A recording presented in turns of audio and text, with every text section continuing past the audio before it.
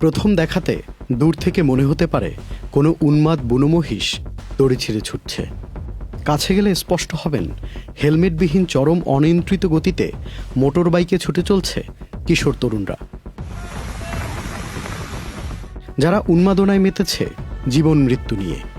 এদের অভিভাবকরা তাদের এই উন্মাদনার দৃশ্য চোখে দেখলে হয়তো প্রতিদিনের প্রার্থনায় বেঁচে থাকার দোয়া করতেন। আমরা এমন কয়েকটি ভিডিও অভিভাবকদের দেখিয়ে তাদের অনুভূতি সম্পর্কে জানতে চেয়েছিলাম। এইরকম সন্তান না থাকতে মরে যাওয়া ভালো। মানুষ এই সন্তানের জন্য জীবিত থাকে, তার ভবিষ্যতে সে সন্তান যদি মরে যায় তাহলে আমার কি থাকে। বাবা মা হিসাবে আমার এটা কঠিন আঘাত লাগতো। আমার মানে ওইসব ছেলের চেহারা দেখতেও খারাপ লাগতো। বাবা হিসাবে কেসারেন শেকড় থেকে শিখরে।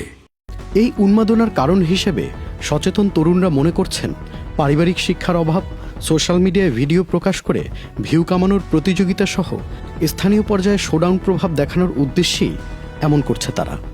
অনেক সময় তরুণীদের আকৃষ্ট করার জন্য এমন উন্মাদনায় মেতে থাকে তরুণ বাইকাররা। পারিবারিক শিক্ষাটা অনেক বড় একটা ব্যাপার। যদি পারিবারিক শিক্ষা না থাকে, ও অ্যাক্সিডেন্ট করবে, আবার বেরোবে, আবার সুস্থ হবে, আবার এভাবেই গাড়ি চালাবে। যদি মারা যায় তো গেল, আর না হলে আপনি যতই বলেন এদের মানে কানে এই কথাগুলো যায় না। এরা আসলে সামান্য কিছু ভিউর জন্য এই ভিডিওগুলো পড়ে। আমার মেসেজ থাকবে এই ভিউ হচ্ছে তার জান অনেক মূল্যবান, যার নিজের সেফটি মানুষের সেফটি মেনটেন করে সবাই খান। সামনে দিয়ে আসে এসে এমন একটা বাউলি দেয়, কিন্তু মনে করেন আমরা আমাদের নিয়ন্ত্রণ হারাই ফেলাম। অনেক সময় তাদের কারণে আমাদের প্রবলেম হয়, ওদের কোনো প্রবলেম হয় না, ওদের কারণে আমাদের বেশি প্রবলেম হয়। কারণ আমি আসলে ঠিক মতো ওদের জন্য চলাচল করতে পারি না। ওদেরকে এক কথায় তো সাপ্লি বলা। নানা সময় অতিরিক্ত শব্দ দূষণের শাস্তি ভোগ করার ভিডিও চোখে পড়লেও তারা এগুলো তোয়াক্কা না করে ক্রমাগতই বেপরোয়া হয়ে উঠছে। ওই যে গাড়িটা যখন চালায় এমন জোরে স্পিড টান দেয়, মানে ডানে বামে রানিং, মানে সামনে পিছনে যে গাড়ি আছে কিনা এটা ওদের আর কোনো তাল নেই। তবে অভিভাবকেরা মনে করছে রাষ্ট্রীয়ভাবে আইনের নজরদারি ও সচেতনতামূলক ক্যাম্পেইন আরও বাড়াতে হবে।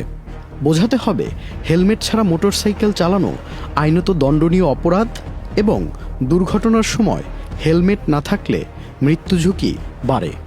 পাশাপাশি অর্থদণ্ড, লাইসেন্স বাতিল বা কারাদণ্ড হতে পারে। এসব বিষয়ও তাদের বোঝাতে হবে।